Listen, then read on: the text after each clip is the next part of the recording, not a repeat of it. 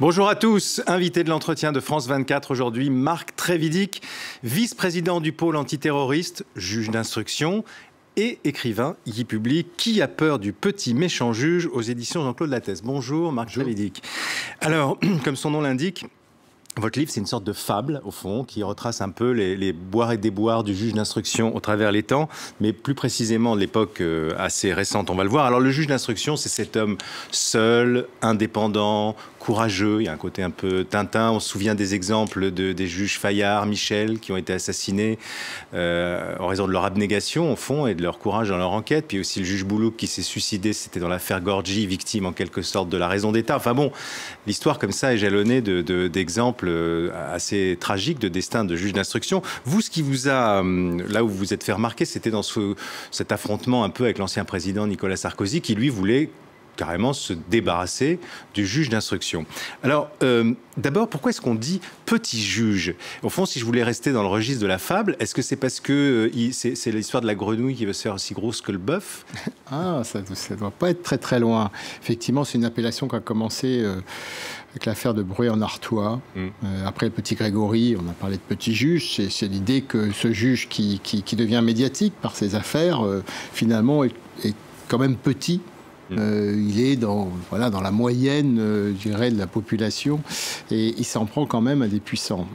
C'est ça qui a changé. Ça allait bien tant que le juge d'instruction, en fond, se contentait de rendre une justice, on va dire, de classe, une justice pour les puissants. Et quand il a décidé de s'attaquer aux puissants, aux politiques, il faut le dire, c'est là que ça a commencé à se gâter. Oui, parce que toute l'histoire du juge d'instruction, sous ces différentes formules, depuis la monarchie, on l'appelait le lieutenant criminel, jusqu'aux années 90, a été de soumission au pouvoir, de faire ce qu'on lui demandait de faire, de bras armés du roi, de l'empereur, de la République. À partir des années 90, il s'est rendu compte petit à petit qu'il était indépendant en fait, qu'il avait une constitution qui le protégeait, qu'il était inamovible, et donc qu'il pouvait essayer de rendre une justice à peu près égale. Qu'est-ce qui s'est passé d'ailleurs? D'ailleurs, ça ne s'est pas passé qu'en France. En Italie, on a vu à peu près le même phénomène. Contre la mafia, oui. C'est une maturation. Pour nous, c'est la constitution de la Ve République qui fait un statut de la magistrature pour les juges du siège indépendants, inamovibles, des protections. Mais entre 58 et 90, il y a la mentalité qui doit changer. Pas parce que vous dites à un corps qui a eu l'habitude d'obéir qu'il est indépendant que ça se fait tout de suite. Oui, mais alors, je vais dire, pour provoquer, pourquoi le garder? Parce que d'abord, au fil des réformes, on lui a enlevé un certain nombre de ses prérogatives. Exact, ouais. Et puis, en même temps, tout seul, il n'est pas grand-chose s'il n'a pas le soutien de la police judiciaire. Dans vos affaires antiterroristes, souvent aussi des soutiens politiques, non? Oui, oui. Mais alors, d'abord, pourquoi il faut le garder? Parce qu'on ne sait pas par quoi le remplacer. Ça pourrait être un collège de juges, ça pourrait être... Oui, mais on a voté une loi sur la collégialité. Un procureur indépendant, si on arrivait à rendre le parquet indépendant. Exactement, mais à partir du moment où on ne veut pas rendre le parquet indépendant, manifestement, parce que c'est un peu l'Arlésienne, ça, tout le monde en a parlé, de Jacques Chirac à aujourd'hui, et en fait, ça se fait jamais. Donc manifestement, on ne veut pas. À partir du moment où on ne veut pas, on est obligé de garder le juge d'instruction. C'est un peu mathématique, si vous voulez. Des garanties d'indépendance dans l'enquête, il n'y a que le juge d'instruction qui les donne aujourd'hui. On vous a posé souvent la question, Sarkozy vous les débarrasser des juges d'instruction, et puis les juges d'instruction veulent se débarrasser de Sarkozy. C'est un règlement de compte personnel, une animosité entre... Je comprends que des Français se posent la question parce qu'ils entendent parler de plein d'affaires et des mises en examen, etc. Mais ça, ce sont les politiques qui veulent faire croire ça. Contrairement à ce qu'on veut donner comme image, ce sont les hommes politiques qui rentrent dans la justice, qui veulent influencer la justice, qui veulent nommer leurs copains à certaines places, qui veulent avoir des informations sur les dossiers. C'est pas les juges qui se sont politisés eux-mêmes. Alors après, ça tombe à l'affrontement, évidemment, puisqu'il y a de l'entrisme et il y a une résistance.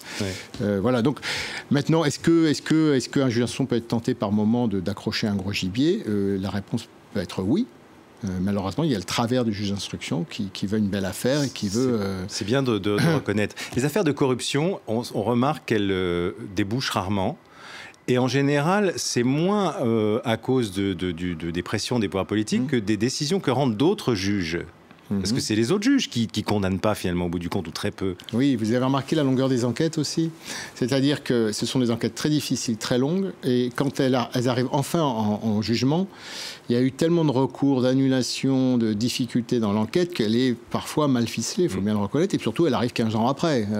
Bon, alors, à partir de ce moment-là, tout ça pour ça, et entre-temps, les hommes politiques, souvent, ils ont démissionné de leur mandat, leur carrière politique a été, il faut bien le dire, remise en cause parfois. Il y a du dégât quand même. Il y a du dégât. guère, mais enfin, quand on considère certaines affaires qui sont bloquées parce que tel homme politique dépend de la Cour de justice de la République et pas de la justice de droit commun, ou parce qu'il a une immunité, on l'avait vu pour Jacques Chirac et des emplois fictifs, où il a été condamné très longtemps après, parce qu'il y avait l'immunité de chef d'État. Et on ne simplifie pas les choses non plus pour la justice. Comment expliquer qu'en 2014, quelqu'un qui a été ministre en 94, qui n'est plus aux responsabilités, puisse pas être jugé par la justice de droit commun. Enfin, c'est comme sous la monarchie, on doit être jugé que par ses pairs, même des années après. Bon, ça, c'est une question éminemment politique, mais j'y reviendrai tout à l'heure. Ce qui est le paradoxe, c'est que c'est un juge antiterroriste, donc un juge qui éminemment traite des affaires sensibles, d'affaires d'État, d'affaires qui le font côtoyer la politique, qui écrit ce livre. Et en même temps, par exemple, est-ce que vous seriez allé en Algérie, vous revenez d'Algérie là, pour enquêter sur l'affaire des moines, sans un soutien du pouvoir politique? Non. Non, bien sûr, j'y serais pas allé. Mais si vous voulez... Est-ce qu'on peut revendiquer le soutien politique quand ça arrange et vouloir s'en affranchir à un autre moment? Non, parce que l'entraide pénale internationale, elle se fait entre pays.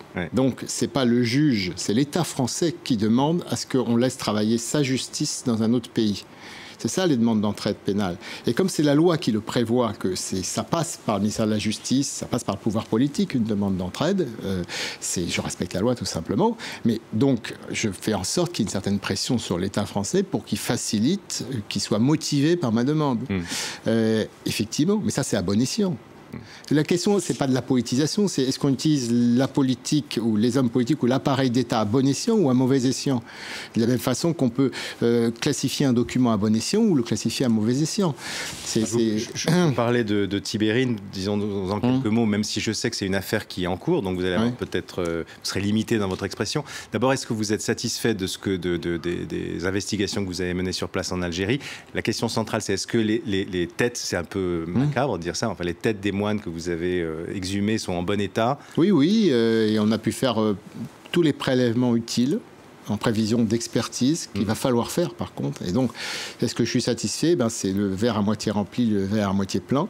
Satisfait qu'on ait pu faire les autopsies, satisfait de la qualité des prélèvements et insatisfait par le fait qu'on n'a pas pu les ramener avec nous en France. C'est les Algériens qui les concernent. Voilà. Et vous n'avez pas de regard, de prise dessus, vous savez pas. Mais on voudrait pouvoir les expertiser, nous. On a fait les prélèvements en double la plupart du temps, pour que les experts algériens puissent faire leur expertise de leur côté, experts français du leur, pour qu'on confronte les résultats. Et donc, il faudra 5 ans. Il faut qu'on débloque la situation. Donc moi, je vais refaire une demande officielle à l'État algérien. Et après, on va voir ce qui se passe. Et là aussi, il y aura besoin du soutien de la France. D'ailleurs, pour revenir sur la question du juge d'instruction, lié au juge d'instruction, il y a le fameux secret de l'instruction.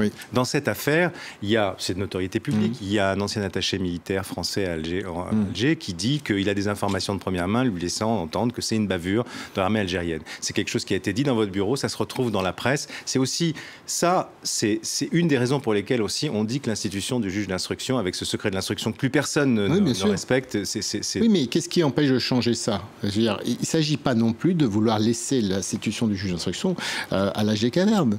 On a voté une loi en 2007 sur la collégialité. Il y a eu des projets aussi de modifier le secret de l'instruction pour ne garder que le secret de l'enquête. C'est-à-dire, secret de l'enquête, c'est il est 20h, j'ai une perquisition à faire à 6h du matin demain, j'ai pas envie que ça soit au journal de 20h, sinon ma perquisition ne vaut rien. Ça, c'est garder... Et vous seriez favorable à ce qu'on... Il y a plein de décisions de juge d'instruction, même des mises en examen parfois, qui pourraient être faites en audience publique. Pourquoi pas? Donc vous êtes favorable à un assouplissement du secret de l'instruction? Oui, parce qu'en fait, ça ne sert à rien les 3 quarts du temps. Ça sert simplement aux différentes parties à présenter le dossier sous le jour qui leur est le plus favorable. Donc les parties civiles, les accusés, les avocats vont présenter un bout simplement du dossier. Et ça va transvestir la réalité plus qu'autre chose. Il y a une nouvelle loi antiterroriste, la dite Cazeneuve, du nom du ministre de l'Intérieur, qui a été votée. Elle est destinée à prévenir le phénomène des loups solitaires et puis d'éviter les départs des jeunes ou des moins jeunes, mais surtout des jeunes, parce que c'est plus facile, qui vont faire le djihad. Il y a eu des questions qui sont posées. D'abord, est-ce que vraiment la France est bien protégée? Est-ce que vraiment l'État islamique qui a proféré toutes ces menaces peut les mettre à exécution? Ou est-ce que c'est, excusez-moi, du flanc? Manifestement, l'État islamique est un groupe terroriste puissant. Il y a des réseaux en France? qui a pas mal de gens qui ont été dans ces casibars. C'est juste des gens qui vont entendre le discour et qui vont foncer avec leur... Il y a ce danger, il y a l'appel à l'auto-entreprise individuelle terroriste, mais il peut aussi y avoir quelque chose de plus organisé. On a beaucoup de personnes qui sont rentrées, certains ont été traités judiciairement, d'autres non, certains sont en prison, d'autres sont en liberté, sous contrôle judiciaire. Il faut faire très attention, on a du mal à apprécier la dangerosité des gens qui rentrent, savoir s'ils sont dans la dissimulation, s'ils sont dans la vérité quand ils disent « je suis rentré, j'étais écœuré », et toutes ces choses-là. Et en même temps, c'est compliqué parce qu'on dit que la prison, c'est l'école du djihad aussi. Donc... En plus, il y a beaucoup de prosélytisme en maison d'arrêt, et c'est pas facilité par le nombre croissant des gens qu'on y met, j'allais dire. Donc, il n'y a pas de solution idéale. On doit se mettre à niveau tout le temps de la menace terroriste. Elle change, elle est plus diffuse. Vous diriez qu'il y a un ennemi intérieur aujourd'hui en France ? C'est vrai que c'est un terme qui est un peu violent et qui est un peu ennemi intérieur. Bon, il y a des jeunes Français qui potentiellement peuvent passer à l'acte terroriste. Voilà. Est-ce qu'il faut parler d'ennemis intérieurs comme si on avait une armée secrète? C'est un peu exagéré aussi. Mais vous savez, il suffit de 3-4 personnes mal intentionnées, ça peut faire très mal. Il y a un an, Ghislaine Dupont, Claude Verdon, nos amis des RFI étaient assassinés au Mali. Vous êtes aussi chargé de cette enquête. Est-ce que ça progresse et est-ce que vous êtes optimiste sur les possibilités de trouver un jour les assassins? Ça progresse et je suis relativement optimiste, en tout cas d'avoir une vue assez générale du problème. Maintenant, les identifier, c'est pas les trouver. Vous voyez, il y a plein de stades dans une enquête. Hein. C'est pas un dire que c'est pas facile de travailler dans une zone de non-droit, c'est ça? Oui, tout à fait. C'est moins qu'on puisse dire. Vous savez, la justice a le bras pas très long déjà en France, mais alors au Mali, je vous laisse imaginer. Bon courage, Marc Trévidic. Oui, ça s'appelle « Qui a peur du petit méchant juge » publié chez Jean-Claude Lattès. Merci d'avoir été l'invité de l'entretien de France 24. Un entretien que vous pouvez évidemment retrouver sur france24.com.